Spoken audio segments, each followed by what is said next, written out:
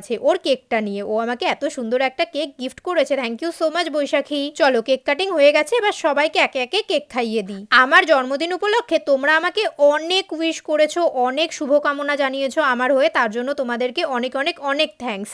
আর জানো তো, এই হচ্ছে আমার আইবুড়ো থাকাকালীন লাস্ট জন্মদিন। এরপরে আমি আমার 25 বছরের জন্মদিন কিন্তু আমার বিয়ের পর সেলিব্রেট করব।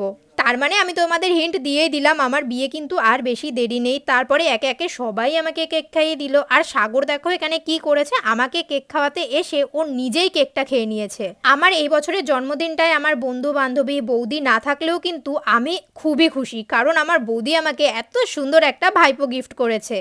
কেক খাওয়ার পর্ব তো শেষ, এবার গিফট দেওয়ার পর্ব শুরু হলো। ছোট্টুকে আমি বললাম তুই তো আমাকে জীবনে গিফট দিস না, অন্তত এবছর আমাকে কিছু গিফট কর। তাই ছোট্টু ছুট্টে গিয়ে দেখো আমার জন্য একটা চকলেট কিনে এনেছে। আর সাগর কি কি গিফট দিয়েছে তোমাদের তো দেখিয়েই দিয়েছি। বুড়ি পিসি অবশ্য আমাকে একটা গেঞ্জি গিফট